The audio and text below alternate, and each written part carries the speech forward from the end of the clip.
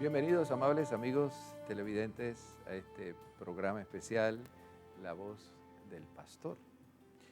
Todos nosotros sabemos que la Iglesia de Jesucristo está cimentada sobre no solamente nuestro Señor y Pedro entre todo el colegio apostólico, sino también entre todos los obispos, sucesores de los apóstoles. Y nosotros tenemos, la bendición en este programa de tener entre nosotros a un obispo que ha sido muy querido en nuestro país, que ha conocido todo lo largo y ancho de este país tan acogedor, también muy caluroso. Y estamos hablando precisamente del señor nuncio apostólico de su santidad el Papa Francisco, Monseñor Andrés Carrascosa Coso, que lo hemos tenido en nuestro país más de 8 años y ha tenido una gran proyección pastoral, además de su misión diplomática, que también es pastoral, en nuestro país. Muy conocido, muy querido y, lamentablemente, pues, nos deja. Pero su misión en la Iglesia continúa, solo que en otra latitud, en la mitad del mundo, en el hermano país de Ecuador. Bienvenido, Monseñor Andrés. Muchas gracias, Padre Paco. Nos honra con su presencia. Estamos contentos. No podía irme yo de este país sin daros todo el tiempo que necesitéis. Qué bien, muchas gracias. Las pantallas de FTV son suyas. Usted ha caminado mucho con nuestra iglesia. Lo hemos visto presidiendo las Eucaristías y a veces no tenemos la ocasión de poder tener una charla así amena como la que queremos tener en este programa. Háblenos un poquito, primero que todo, ¿por qué pensó en ser sacerdote? De su vocación sacerdotal. Igual soy una mosca blanca, pero mis hermanos me recuerdan que yo tenía 2 años cuando dije que quería ser cura, como mi tío. Un hermano de mi mamá fue asesinado en la guerra civil porque era sacerdote, tenía 33 años. Y era el hermano inmediatamente anterior a mi mamá. Y 2 hermanos de mi abuela también fueron asesinados en una zona que mataron muchos sacerdotes porque eran sacerdotes. Y eso en la familia se vivió siempre como un honor, mi mamá se llamaba siempre nuestros mártires. Y mi mamá, por esas cosas, porque 2 hermanos míos que nacieron, a uno le pusieron el nombre de Jesús, que era el tío de mi papá, y murió con 3 meses, mi mamá se cayó 3 días antes de dar a luz y nació muerto y le iban a poner Jesús. Y después mi mamá perdió 2 embarazos, se hizo operar. Yo nací cuando mi mamá iba a cumplir 46 años porque querían a toda costa otro hijo. Y mi papá dijo, se va a llamar Jesús como mi tío. Y mi mamá le dijo, no, se va a llamar Andrés como mi hermano, sacerdote. Esas cosas de la vida. Yo empecé a decir muy pequeño, yo quiero ser cura como mi tío. Después yo entré en un seminario menor con dispensa de edad. Agradezco infinitamente al Señor haber estado en un seminario menor. Pienso que me dio una educación muy buena, que no me quitó nada, me hizo madurar como persona. Y bien, pues al final, para gozo de la familia, porque en mi familia somos una familia muy original. Somos 6 hermanos, 3 casados y 3 consagrados. Y en mi familia la fe se vivió de una manera muy natural, muy serena desde chiquito. Yo no recuerdo cuando empecé a ir a misa, yo iba a misa todos los días con mis papás. Yo no recuerdo cuando empecé a ser monaguillo, debía tener 5 años, 6. Y bueno, llega un momento en que vas madurando, vas entendiendo que el Señor te llama. Tienes estos ejemplos de 2 hermanas que habían dicho sí y en un momento determinado, dices sí. Yo recuerdo que mi mamá le decía bromeando a veces, mira, tú tienes más vocación que yo. Entonces déjame que si yo soy sacerdote o no, depende de mí, no de tu vocación. Y pero me acompañaron con muchísimo cariño y luego ellos fallecieron, porque yo era más pequeño con mucha diferencia, y mis papás no me vieron obispo, pero me vieron sacerdote y yo celebré las bodas de oro matrimoniales de mis papás y mucha alegría. En mi casa se vivió, mi mamá siempre dijo, la alegría mayor de mi vida no fue mi boda, no fue el nacimiento de mis hijos, fue el día de tu ordenación sacerdotal. Qué belleza. Y usted desarrolló todo esto, obviamente, en Cuenca, ¿no? Sí, en un pueblito. Mi papá era médico rural yo nací en un traslado. Mis papás se trasladaban de un pueblito a otro y yo nací en el traslado. Viví 8 años y medio en un pueblito, se llama Cañada del Hoyo. A los 8 años y medio nos trasladamos a un pueblo que se llama Alcázar del Rey. Viví allí 9 años, hasta los 17. Y bueno, vivían mis papás. Yo estaba en el seminario desde los 9. Y luego, los últimos 5 años de trabajo de mi papá, desde que yo tenía 17 hasta que tuve 22, fue en otro pueblo, se llama Los Hinojosos, en La Mancha.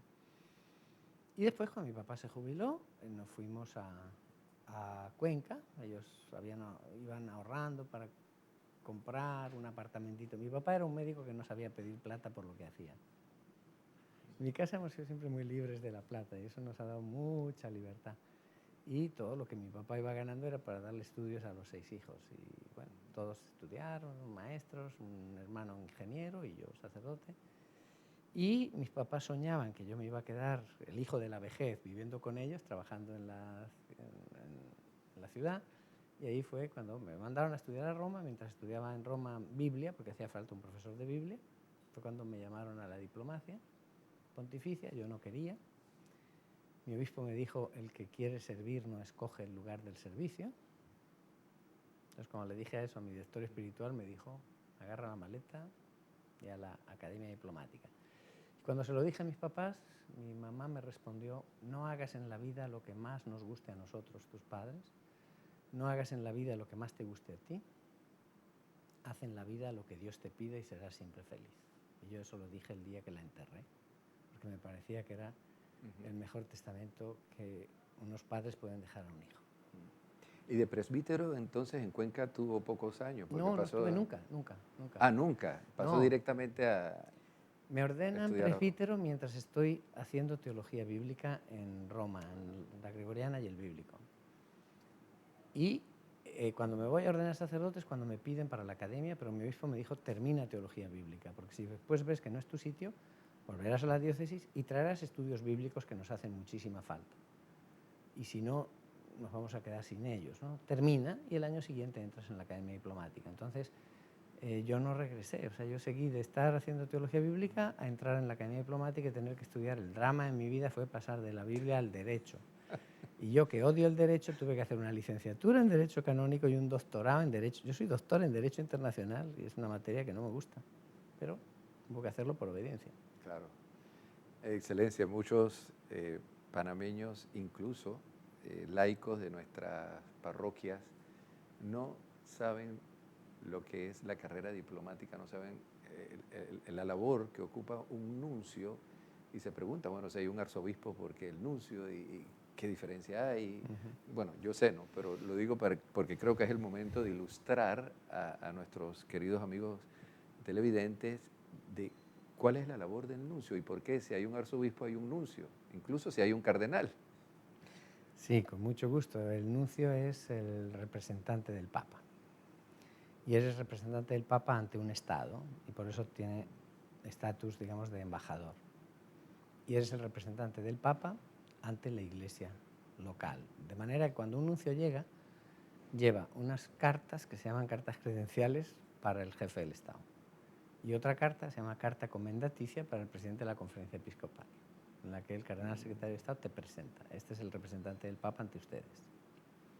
Y bueno, se trata de ser puente. Y lo mejor que puede hacer un puente es no hacerse notar. O sea, hacer que se pase por el puente sin dificultades. Entonces,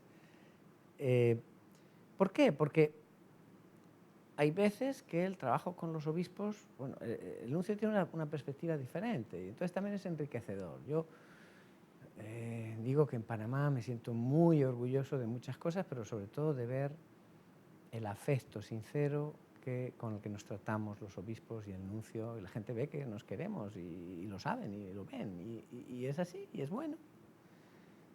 Nos hablamos con una enorme confianza, nos hablamos con una enorme libertad. Yo creo que el representante del Papa tiene que ser eso, un hermano entre hermanos que no le pasa nunca por encima a un obispo en sus decisiones, pero que hace de puente con Roma. Es verdad que en algunos momentos algún obispo puede llegar a decir, oye, mira, yo tengo tal problema, ¿qué te parece esto? Como, bueno, pues uno también ha recorrido muchos países, muchas situaciones, a veces tienes una experiencia que puede ser de utilidad a los hermanos, pues la pones a disposición, pero eso no como alguien que se impone desde fuera, sino como alguien que colabora fraternamente entre hermanos que tienen responsabilidad sobre el pueblo de Dios y en ese aspecto ha querido ser también las visitas a las diócesis. Yo no iba para imponerme sobre los obispos, normalmente yo iba respondiendo a invitaciones de obispos o de párrocos, ¿no? A veces como un párroco me invitaba y le decía, sí, dile al obispo que voy. Eso para que lo sepa, por respeto, ¿no? Yo no le tengo que pedir permiso a nadie, yo tengo mis facultades del Papa que puedo visitar donde quiera y cuando quiera. Pero hay una cuestión que es de simple lógica humana, ¿no? De decirle a un obispo, oye, me han invitado a tal parroquia y voy a ir, ¿no? Y yo veía que también eso era positivo y que yo he entendido siempre una cosa, que yo no puedo partir de mis derechos, yo tengo que partir del derecho que tiene el pueblo de Dios a encontrarse con el representante del Papa cada vez que lo quiera y que lo pida. Y normalmente cuando me invitaba un sacerdote, un párroco, tal, yo le decía, el sí ya lo tienes, ahora escoge, o sea, búscate una fecha que entre en mi agenda. Eso a veces sí era más complicado, porque para determinadas fechas te llamaban 7 sitios y yo decía, claro, yo todavía no tengo la bilocación. Estoy trabajando en ello, pero todavía no hemos llegado. Sí, sí. Y una pregunta, ¿qué otros sitios o países usted trabajó antes de venir a Panamá como diplomático? Bueno, cuando termino Biblia, me mandan a la Academia Diplomática 4 años, te digo, todo ese sufrimiento con griego, con base del griego y el hebreo, a estudiar Derecho Canónico y hacer el doctorado y todo eso. Primer destino, Liberia. Uno se va al mapa a ver dónde está. Y yo tenía Liberia, con Sierra Leona, que era el país más pobre del planeta, Guinea Conakry, porque hay varias Guineas, hay 3 Guineas, Guinea Conakry, que es de lengua francesa, y Gambia, 3 de lengua inglesa, 1 de lengua francesa. Llegué, allí no había ni hermanas ni nada, estábamos el nuncio y yo solos en aquella casa, nos agarramos de todo tipo de enfermedades, 4 malarias, enfermedades de la piel, porque el muchacho que nos lavaba la ropa la tendía en las piedras y nos agarramos todos los hongos posibles e imaginables. Una situación tremenda. Pero bueno, yo salí llorando de allí después de 3 años y medio. Después me mandaron a hacer una sustitución a Dinamarca, con Dinamarca, Suecia, Noruega, Islandia y Finlandia. Del calor, de la línea del Ecuador, al frío, frío, frío.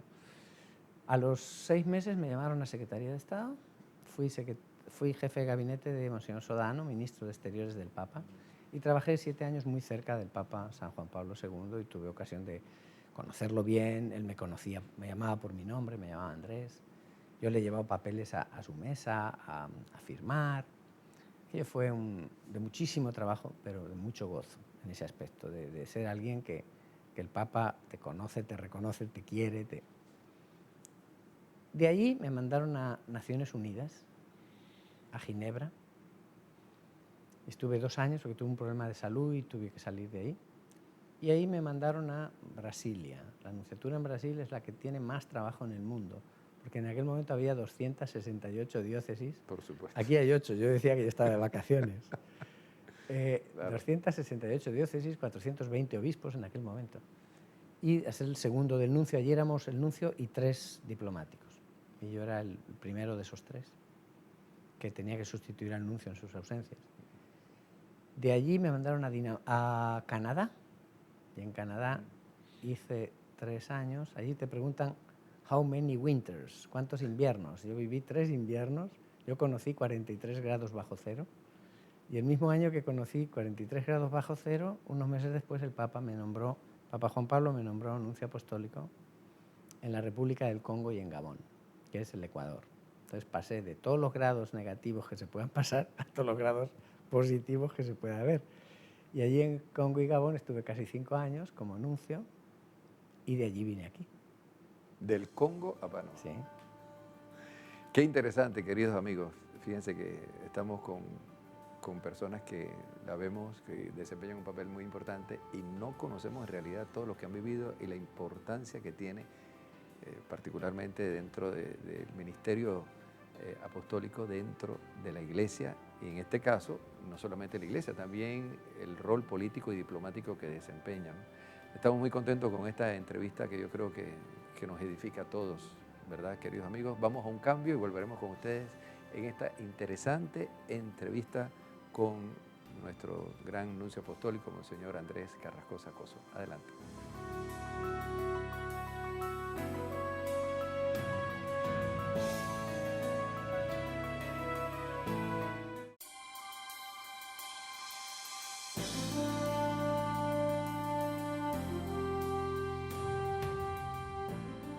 Bienvenidos amigos nuevamente con ustedes en este programa especial de La Voz del Pastor.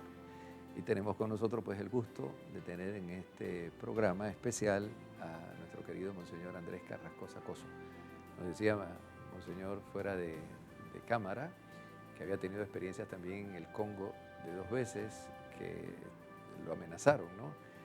De todas esas experiencias, ¿nos puede relatar un poquito cuál ha sido en su experiencia de pastor, como sacerdote y como obispo, las experiencias más delicadas así que usted recuerda de su ministerio?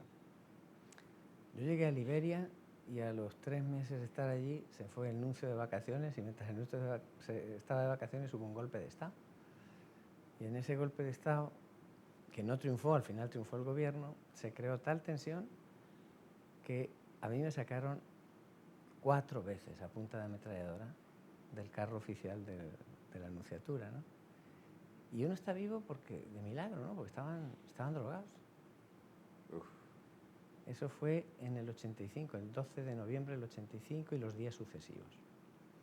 Después, estando en Congo también, yo llegué al Congo.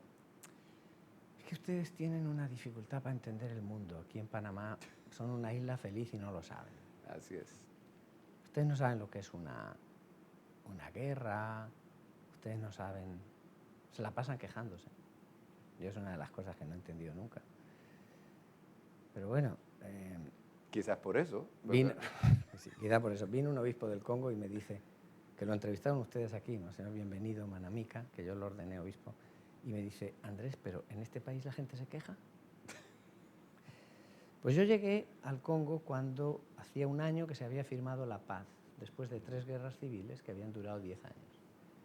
Y el país estaba destruido, eran etnias del norte contra etnias del sur, el país destruido, y el centro de la ciudad donde estaba la nunciatura y la catedral destruido. Y ahí llegué yo. Y se quedó viva una guerrilla. Y esa guerrilla, sobre todo en una región que era la más martirizada, que fue la primera que yo decidí visitar. Cuando le dije a los obispos, voy a ir a la primera diócesis, va a ser a la diócesis de Quincala, y me dice el obispo, usted no se va a atrever. Y dije, ¿cómo que no? Si ustedes están viviendo ese calvario, yo lo voy a vivir con ustedes. Y me fui. Y sabía que me iban a encañonar. Y me encañonaron 2 veces, en esa ocasión 2 veces. Otras 2 en otros momentos. Yo he estado 4 veces en Liberia y 4 veces en Congo, encañonado por una guerrilla de muchachos drogados. Por lo cual uno tiene la conciencia de que si estás vivo, por gracia de Dios, porque podían haber disparado. Pero bueno, tampoco no se trata de... Al final yo salí llorando de Liberia y salí llorando del Congo. Imagínense cuando voy a salir de Panamá. Pero bueno. Pero aquí llora por otros motivos. Lloro porque o sea, me cuesta separarme de relaciones verdaderas que uno se ha construido. Claro. Por eso se llora. Aunque humanamente aquello no era ningún... Pero bueno, momentos difíciles, muchos. A nivel eclesial, a nivel de tratar de hacer razonar a autoridades políticas, en todas partes, porque país donde todo sea de color de rosa no lo hay. Y bueno, a veces te hace sufrir cuando hay problemas de unidad dentro de la iglesia y tal. En un cierto momento en Congo un grupo de curas querían hacer un medio cisma porque no querían aceptar una decisión del Papa, del administrador apostólico que les había nombrado a la muerte del obispo, ¿no? Entonces te tienes que ir y estar con ellos y hablar con ellos y dialogar, pero también de hablarles fuerte cuando hay que hablarles fuerte. Es decir, ustedes tienen que saber a lo que van a encuentro a este problema. O sea, pues bueno, todo eso. Pero mira, la verdad es que yo no recuerdo esos momentos. O sea, recuerdo más bien el gozo de haber servido al Señor y eso es lo que te queda. Y bueno, pues sí, imagínense, yo empecé hace 32 años. Yo llevo 32 años dándole vueltas al mundo desde junio del 85. Entonces te pasa de todo. Cosas más interesantes, menos interesantes, de todo. Y de la experiencia que usted ha tenido aquí en Panamá, son un poquito más de 8 años, ¿qué recuerda de anécdota que puede ser interesante para nosotros de algún momento que le haya impresionado mucho, de tantas anécdotas. Yo recuerdo un bautizo que usted hizo en una cárcel de un privado de libertad con una lata que no tenía ni siquiera etiqueta. ¿No? Sí, Yo, sí.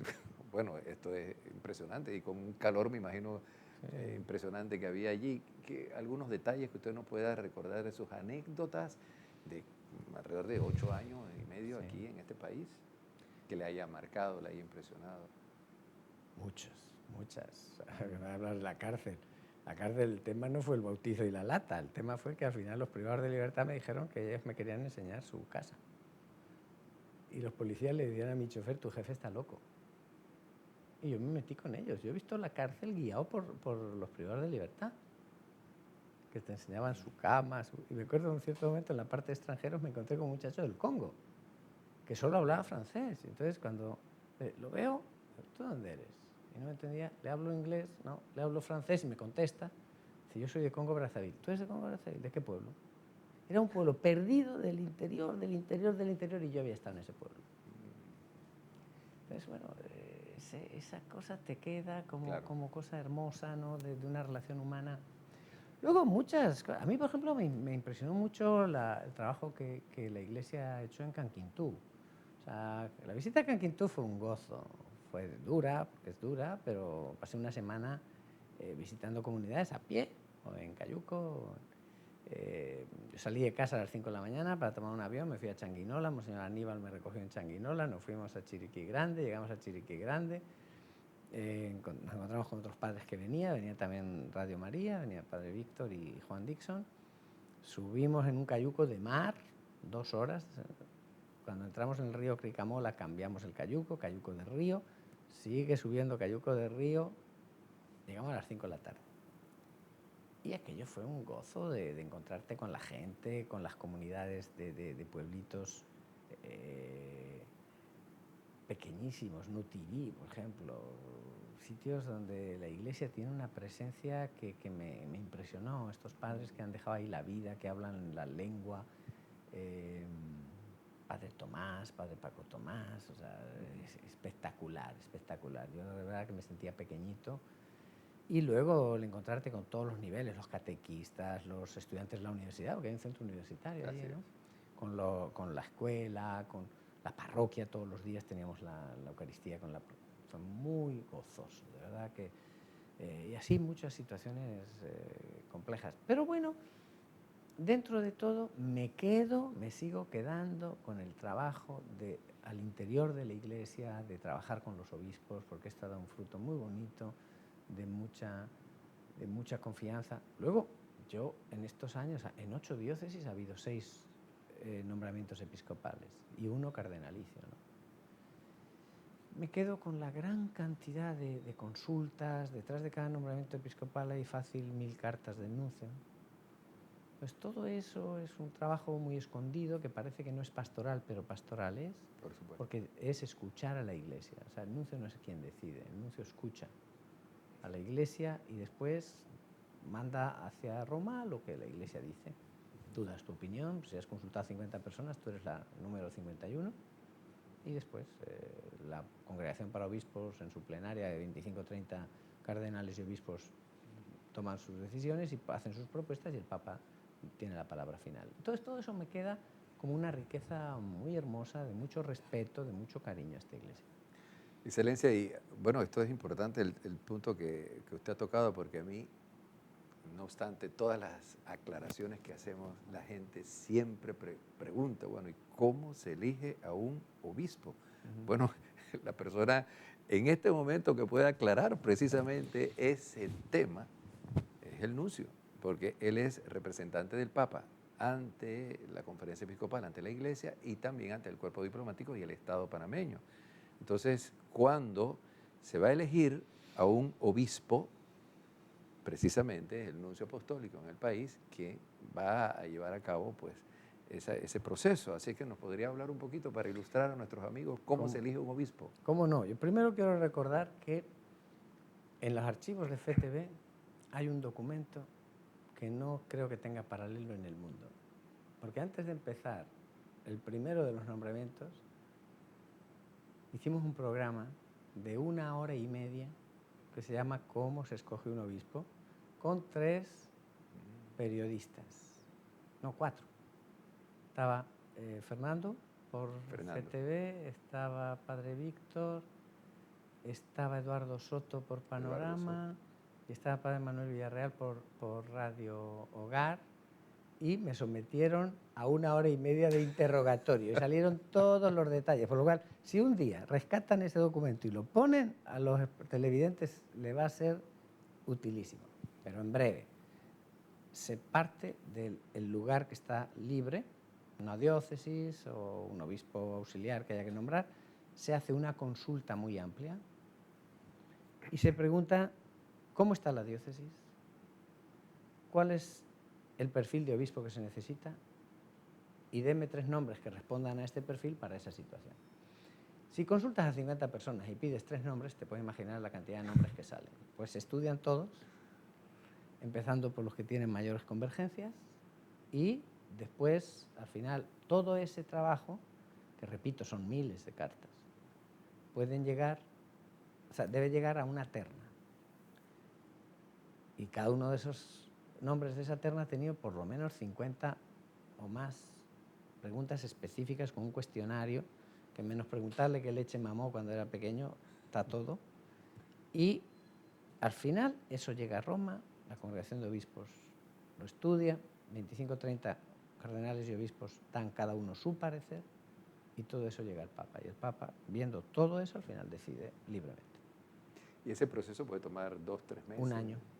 Desde que empiezas las primeras consultas, raro es que dure menos de 1 año. En algún caso se ha dado, pero porque había candidatos que ya estaban estudiados o cosas así, entonces había menos. Pero casi siempre, yo en algunas diócesis que se quejaban, nos están tratando mal, va a hacer 1 año. Digo, no sé qué, eso es el tiempo normal. Claro. Pero también el tiempo de sede vacante, siempre lo dije, es un kairos, es un momento de gracia en que los curas y la diócesis se echan la diócesis a las espaldas. Y eso es bueno. ¿Y en el caso de la creación de un cardenal? Porque no, también... ahí no. Ahí el Papa no consulta nada.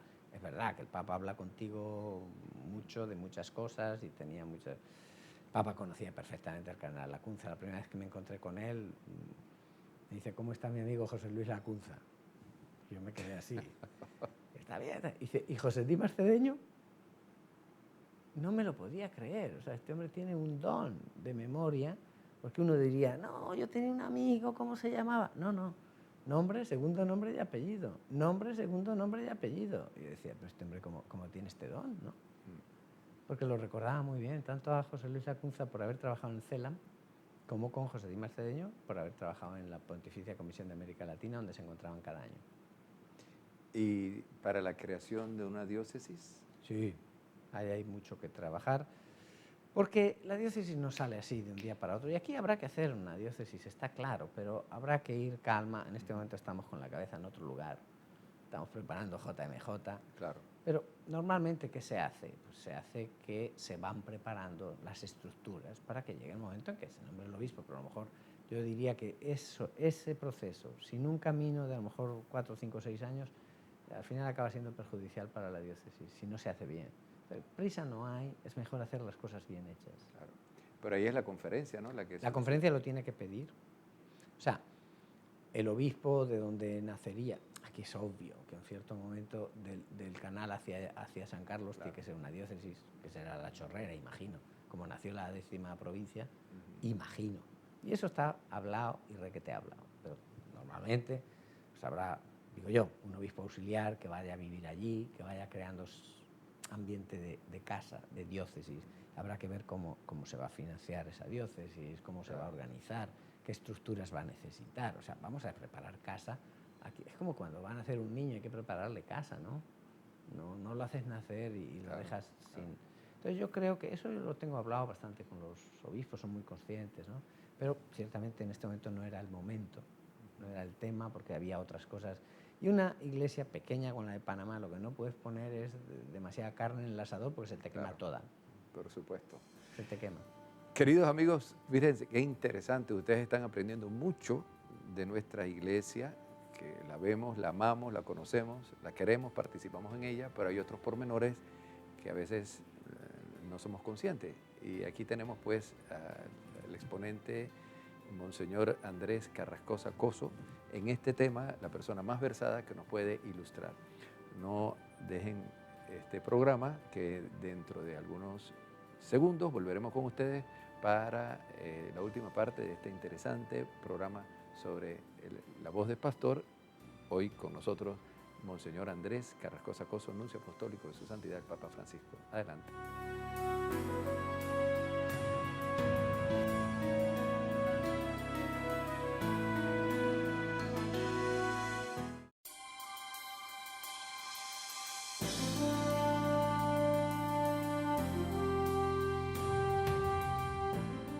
Amigos, de vuelta con ustedes en este programa especial con su excelencia Monseñor Andrés Carrascosa Coso, que ha desarrollado su ministerio diplomático y también pastoral en nuestra provincia eclesiástica de Panamá, alrededor de unos 8 años y medio, y ahora pues nos abandona, pero su corazón queda aquí, seguramente, y nosotros también lo vamos a recordar siempre.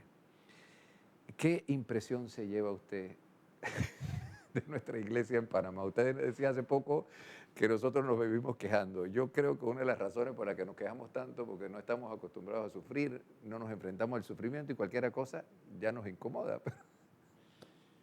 No. ¿Qué impresión se lleva? Yo estos días estoy absolutamente superado por el cariño de la gente. Yo tuve que hacer un salto a Quito, lugar de mi nueva misión, un fin de semana, una cosa muy rápida. Y fui a comprarme un pullover, porque uno aquí no tiene un pullover. Claro. Y fui al Brook Mall y para hacer 200 metros tardé 15 minutos, porque la gente me iba parando. Señor Nuncio, gracias por lo que ha hecho por el país. Señor Nuncio, que tenga buen viaje. Señor Nuncio, una foto con mi hija. Una cosa, me sentí superado por el cariño de la gente. Me voy muy contento de este país. Me he sentido, lo he dicho muchas veces en público, me he sentido un privilegiado de que el Papa me haya mandado a trabajar aquí. Por otro lado, bueno, pues es una iglesia que tiene sus desafíos. Es una iglesia con mucha religiosidad, pero con falta de evangelización. O sea, yo digo siempre que a veces tenemos una religiosidad que cae cerca de la magia. Y la fe tiene que llevar después a una traducción en la vida de las personas, ¿no? Yo he dicho, a veces me han escuchado en público, que no se vale robar y después pedirle al santo que no te agarren. O sea, claro, no. O sea, la religiosidad, el encuentro con Dios te tiene que llevar a una vida nueva. Y ese es el reto. Ese es uno de los desafíos grandes que tiene esta iglesia. Esta iglesia, por otra parte, está pasando por dificultades de primer mundo, porque este país está creciendo a unos ritmos. Ustedes se quejan que todo va mal, pero el país, el planeta entero les envidia los ritmos de crecimiento que tiene este país. Y todo eso está llevando a una juventud a vivir con estándares de posibilidades económicas mucho mayores, con una secularización mayor, con no se puede servir a Dios y al dinero. Eso es impresionante, donde crece el nivel económico. ¿Cuántas veces te empiezan a bajar las vocaciones? Así es. Porque la gente sigue lo material y no el fiarse de Dios y dejarlo todo. O sea, están empezando a aparecer enfermedades de primer mundo. Pero me voy muy contento repito, del cariño que este pueblo y que esta iglesia me ha manifestado, y yo he tenido oportunidad de tocarlo con la mano en estos últimos días de una manera espectacular. La misa, que estaba prevista, la misa del Papa de Santa Marta, y fue la misa de despedida, o la cena de pan y vino. No tenía ni idea de que iba a coincidir con algo que era mi despedida, y me vi realmente superado por tanto cariño. Mis hermanos obispos me han realmente expresado tanto afecto que me siento muy, muy orgulloso.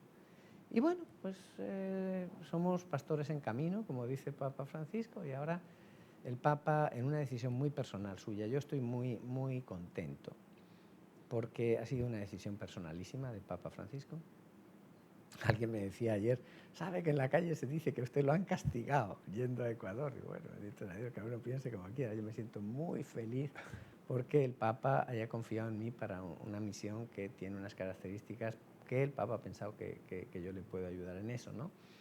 Y de hecho, ahora voy a ir a Roma. Ya me ha dado fecha y hora para estar con él largo y tiempo conversando, y que me dé las instrucciones que considere oportuno.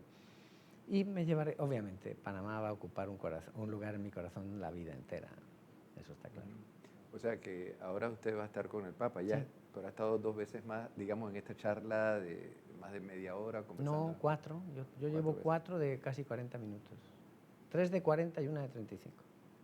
¿Y qué impresión le da cuando platica con el Papa? Tremendo, tremendo. Miren, yo soy de las personas que más se han alegrado de la elección de este Papa. Porque llegó con cosas que yo dije, qué bueno, ya somos 2. Yo siempre que iba decía a la gente, recen por mí. Y llega el Papa y dice, recen por mí, digo, ya somos 2. Yo solo tuve muy claro desde el día de mi ordenación episcopal de decirle a la gente, háganme la caridad una oración. Y muchas cosas de cercanía con la gente. Yo dije, qué bueno, el Papa me confirma que estoy en la línea justa. De dejarte comer, de perder tiempo con la gente, de estar disponible, de bajar. Entonces eso es un gozo. Luego es un hombre extremadamente práctico, ¿eh? O sea, cuántas veces hablando con él dicen, mira, entonces tú haces esto y yo hago esto. Tú, mira, ahora dile a tal cardenal que la próxima semana cuando venga yo le voy a preguntar esto, que se prepare. Cosas así, ¿eh? O sea, concretísimas. Y muy bien, yo estoy realmente feliz.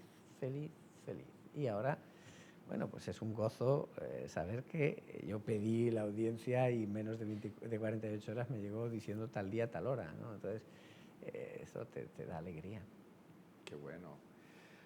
Bueno, monseñor, y yendo ya hacia la parte final de esta entrevista, que para nosotros ha sido muy enriquecedora, yo también me siento muy contento de estar con usted aquí, el representante del Papa en nuestro país, y no solo en nuestro país, también en el planeta, ¿no? Porque donde va el nuncio es siempre representante del Papa, al igual ahora en su misión en Ecuador, que yo no veo que una persona esté castigada por ir al Ecuador.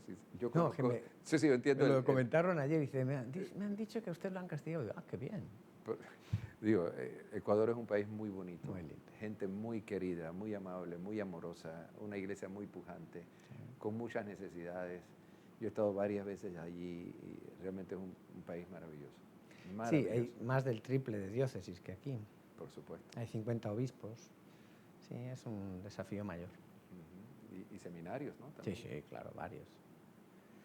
Bueno, y monseñor, una pregunta que siempre está en el ambiente, que me llamó la atención, yo creo que la falta de prudencia, a mí personalmente, porque lo vi así, pero obviamente el diario lo pone de otra manera, y algunas personas que se dejan llevar por ese comentario lo siguen viendo de una manera inapropiada para mi juicio. ¿Qué fue lo que ocurrió con este dron? Que a mí me parece que es una imprudencia, que de pronto vemos un dron en una embajada o en una anunciatura que está sobrevolando sin saber quién lo está manejando. Es una telenovela que buscaron forzar las cosas, yo estoy convencido. El jueves pasado, yo estaba en la conferencia episcopal con los obispos y me chatean diciendo que hay este tema del dron. Imagínense que esa tarde íbamos a tener la recepción del Día del Papa. Después de la misa en Santa Marta hubo una recepción donde están invitadas las más altas autoridades del país, todo el cuerpo diplomático y tal. Entonces, de pronto ves que te están sobrevolando un dron por encima de tu cabeza y no sabes quién es. Y piensas que te pueden estar organizando un atentado. Claro.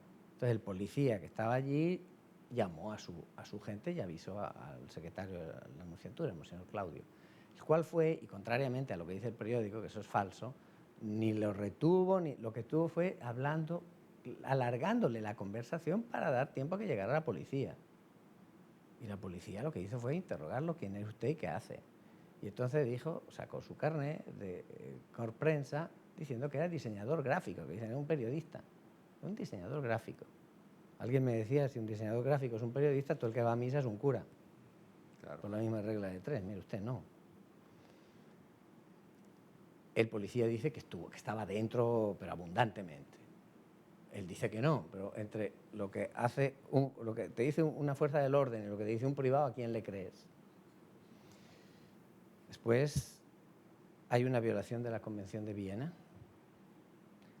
y aquí hay una violación de la ley de la aeronáutica civil, porque no lo puedes volar un dron en menos de 8 kilómetros de un aeropuerto y nosotros estamos en la línea de despegue. Y luego no tenía autorización para volar el dron.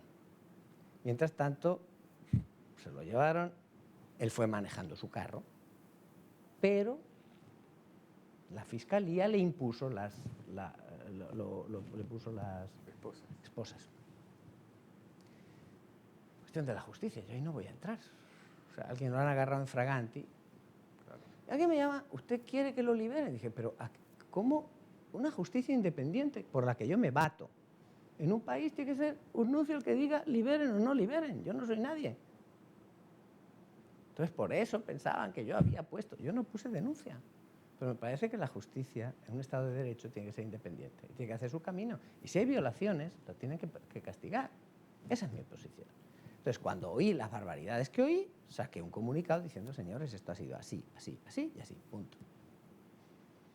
Después, el lunes y el martes, un par de artículos en el diario La Prensa. Yo no sé qué le he hecho al diario La Prensa. Puedo imaginar que cuando en el 2013 el presidente Martinelli pidió audiencia a Papa Francisco se la concedió, un mes antes le escribimos al Ministerio de Relaciones Exteriores, el Papa recibirá al presidente de la República el día tal, a la hora tal, punto. Documento oficial. Cuando sale el programa de la visita, el diario La Prensa publica en caracteres cubitales, es falso. El Papa no recibirá a Martinelli. Martinelli me ha llamado, creo que un par de veces en la vida, y ese día me llamó furioso. Y le dije, presidente, es muy fácil, saque usted la nota que yo le mandé, ¿no? Y la publicó.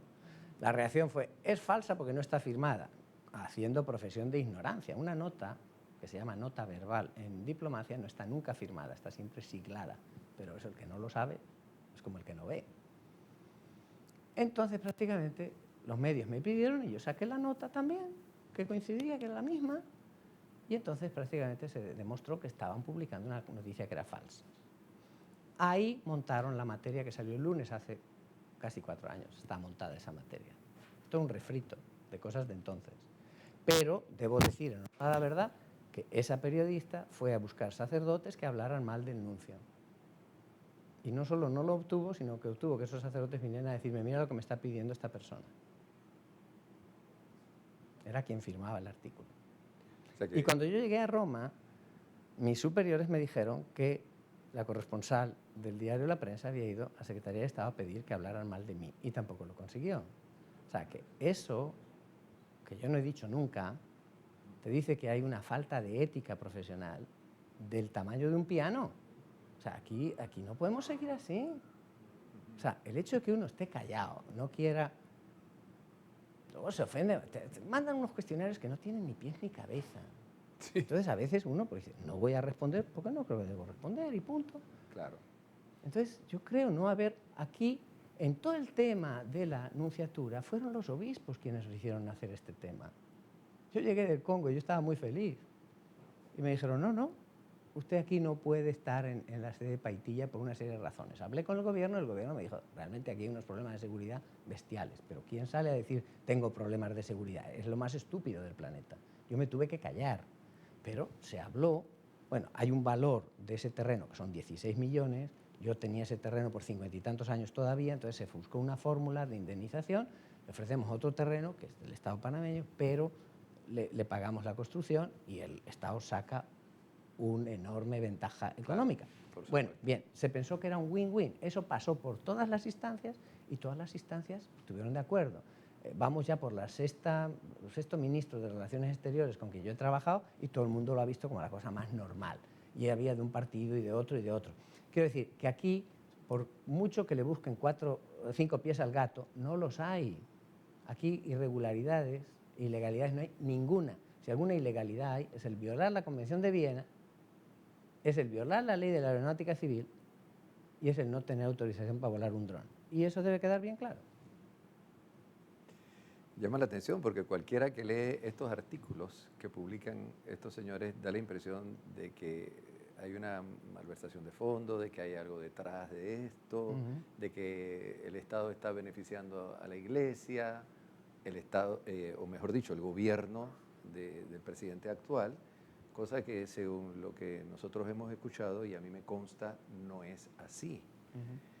Monseñor, ¿en algún momento ellos pidieron autorización para volar el dron? Nunca, nunca, nunca, nunca.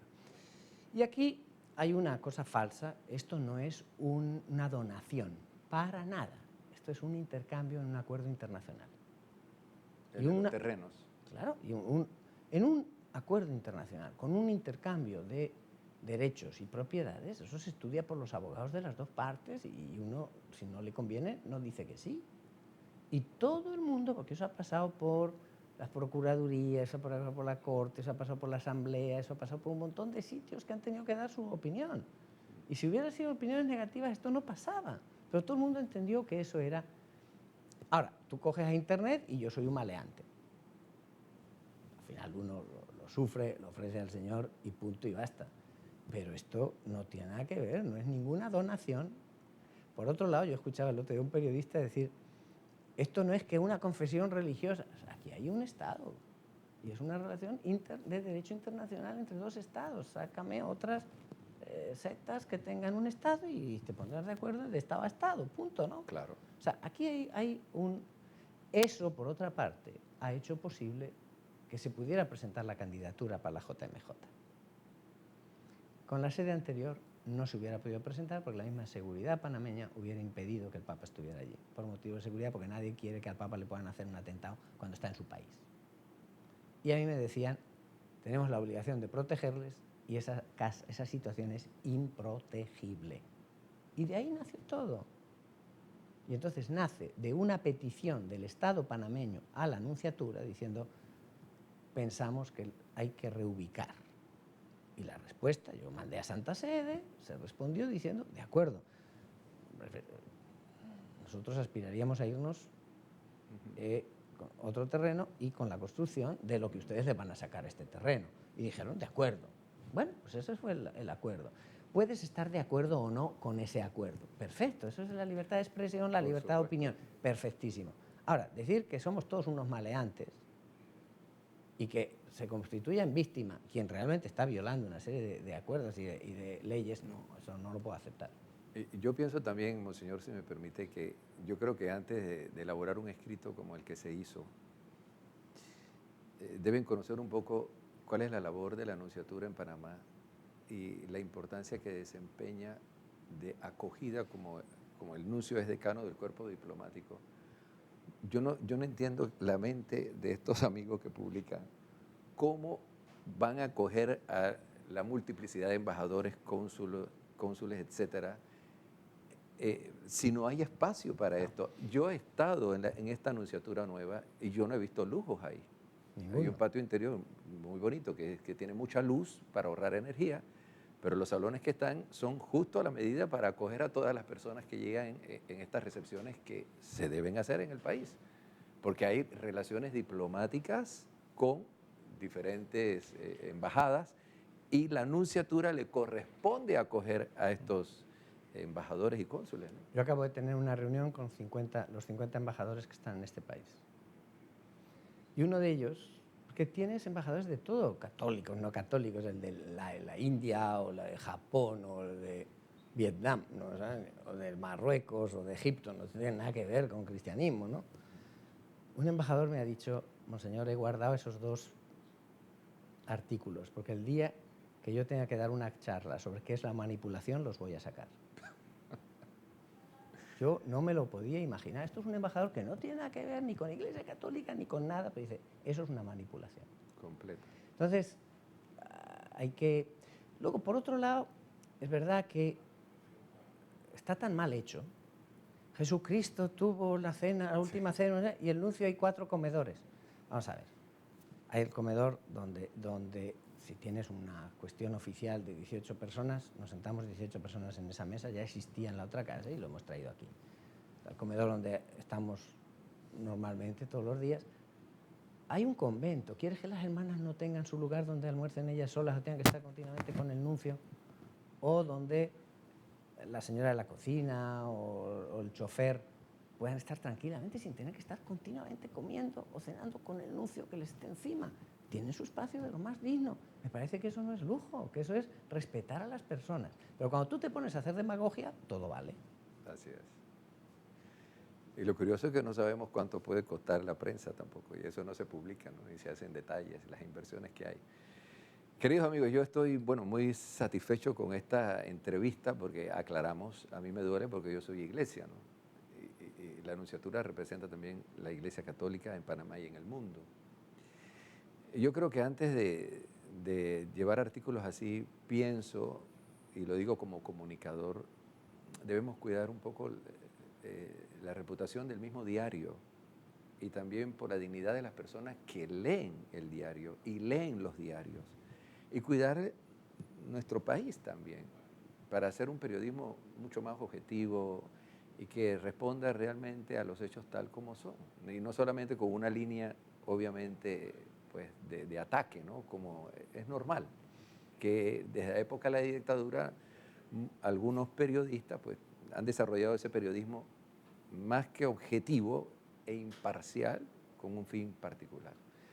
Nos duele, pero bueno, en un Estado de Derecho se sabe que cualquiera puede escribir y decir lo que quiera, y aquí no hay leyes que regulen esto como se debe. Ya se eliminó la Junta de Censura que existía antes y se creó una ley que cada medio se autocensura y se autorregula. Ahí lo dejamos. Pero la gente no es tonta, la gente sabe que hay agendas. Y que los ataques a mí el lunes y el martes y el tratar de separar a los católicos y a los evangélicos tenía basta tener ojos en la cara para saber que había una agenda que se buscaba, que tenía que ver con ayer probablemente. Por otro lado, yo no quiero terminar esta entrevista sin dar las gracias a todos los niveles. Veo que aquí tienen la foto de cuando el otro día el gobierno me concedió la condecoración de la Orden de Vasco Núñez de Balboa. Se hace a todos los embajadores. Pero yo sé que fui objeto de un cariño especial y el presidente quiso venir, que no está nunca. El presidente fue canciller, con quien yo me tuve que relacionar los años que era canciller de una manera particular. Yo repito, he tenido 6 cancilleres y he tenido una óptima relación con todos ellos. Desde Samuel Lewis Navarro, a Juan Carlos Varela, Roberto Enríquez, Rómulo Rux, Francisco Álvarez de Soto e Isabel de Semalo de Alvarado. Y varios de ellos estaban presentes en aquella ceremonia, porque yo he trabajado bajo 3 gobiernos y con los 3 he tenido la mejor de las relaciones. Quiero dar las gracias públicamente también a la Iglesia, que me ha manifestado cariño de todas las maneras y yo no sé cómo agradecerlo, hasta elementos de la sociedad, hoy el cuerpo diplomático o las llaves de la ciudad o cosas que yo solo pienso una cosa, Padre Paco. Estos días es objeto de mi oración y de mi reflexión. ¿Cómo entró Jesús en Jerusalén? Encima de un burrito. Y le aplaudían. ¿Qué tal si el burrito hubiera pensado que los aplausos eran para él? Yo sé para quién son los aplausos son para el Papa y los aplausos son para el Señor. Y si me toca a mí recibirlos, como el burrito, encantado de recibirlos, pero yo sé que no son míos. Y al Señor se los ofrezco, y al Señor se los entrego. Y espero solo que les pido a los televidentes, si me hacen la caridad de una oración, de pedirle al Señor que me ayude a caminar, como el Papa nos pide, con un corazón libre, a salir de Panamá y llegar a Ecuador con un corazón libre, con un corazón dispuesto a amar a las personas que el Señor me ponga por delante y dispuesto a hacer aquello que el Papa me pida que sea en Ecuador. Excelencia, no podemos terminar esta entrevista sin que usted nos dé su opinión de cómo ve la Iglesia de Panamá y Panamá la JMJ. Porque para nosotros esto es... Usted ha estado participando en 2 JMJ, yo no he estado. En 3. Bueno.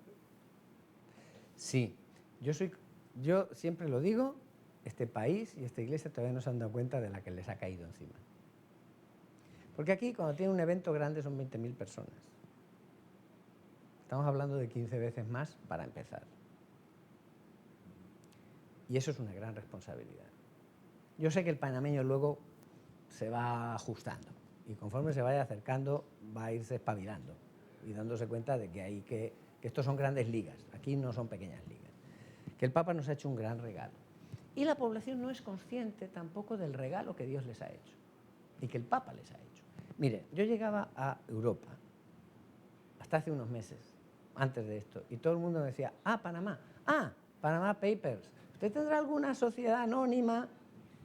Madre de Dios, luz negativa total. Tú ahora llegas a Europa o llegas a algún sitio y te dicen, Panamá, JMJ. Ha empezado a cambiar el aire, ha cambiado el aire radicalmente. Eso van a ser 3 años en que se va a estar hablando de manera positiva de Panamá en todo el mundo. Eso no tiene precio. A mí cuando un periodista me decía, ¿cuánto nos va a costar? Yo le decía, ¿tú sabes cuánto cuesta un minuto aire de la CNN? ¿Y vas a tener 5 días la CNN transmitiendo en directo? Ahora, la responsabilidad es nuestra. Si nosotros conseguimos, como Madrid o como Cracovia, que el 80, el 90% de los jóvenes que salen del país digan, voy a regresar, has hecho el negocio de tu vida como país, no digo como religión, como país. Pero eso no va a depender ni del presidente, la gente no va a saber. El que venga de Australia no sabe ni quién es el presidente, ni quién es el arzobispo, ni quién es... Pero el que venga de fuera va a decir, Panamá me acogió o Panamá no me acogió. Y por desgracia, Panamá no estamos teniendo buenas cifras en las evaluaciones que nos hacen determinados países que tienen aerolíneas y que no es tan alto el número de los que dicen voy a regresar. Y a veces es porque no se sienten acogidos por nosotros. Entonces eso es una gran responsabilidad que yo creo que en estos años vamos a tener que ir mejorando esa atención al turista que encuentras por la calle y que no es nada tuyo, pero que lo tienes que ayudar. Como tú cuando vas a cualquier sitio turístico, normalmente la gente se deshace porque saben que eso es un bien para su país, ¿no? Entonces yo creo que en ese aspecto, o sea, tanto a nivel de iglesia como a nivel de sociedad, tenemos que crecer todavía en la conciencia de este regalo que Dios nos ha hecho a través de Papa Francisco. ¿Y nos ve como iglesia que podamos responder? Pienso que sí, pero hay que ponerse las pilas. O sea, Claro. esto es mucho trabajo. O sea, esto no puede la gente pensar que basta dormir y te lo vas a encontrar hecho, ¿no? Esto es mucho trabajo. Por eso toda la cuestión de familias de acogida, etcétera, toda la cuestión de acondicionar gimnasios, aulas de escuelas, que habrá que hacer duchas para que los muchachos se puedan duchar, pero que les quedará a la escuela para después de hacer deporte que puedan ducharse. O sea, si eso les va a quedar, esas infraestructuras le van a quedar al país. Pero yo creo que se pueden hacer y tiempo tenemos y este es el momento de trabajarlo. Muy bien. Bueno, queridos amigos, pues todo lo bueno llega a su fin. Estoy muy contento con esta oportunidad, que en medio de una agenda tan apretada y ya en víspera de su partida, Monseñor Andrés Carrascosa Coso, que ha estado con nosotros más de 8 años y que ha desempeñado un papel muy importante en nuestra Iglesia de Panamá con la elección de 6 obispos, un arzobispo, las credenciales de un nuevo cardenal y el traslado de una nueva anunciatura, etc. Yo creo que hemos cerrado con broche de oro todo este peregrinar de Monseñor Andrés Carrascosa Coso en nuestro país. Yo no soy un personaje político ni tampoco de jerárquico, digamos, de obispo, pero yo a nombre de la Iglesia de Panamá, yo le reitero que aquí siempre las puertas están abiertas, lo vamos a recordar con mucho cariño.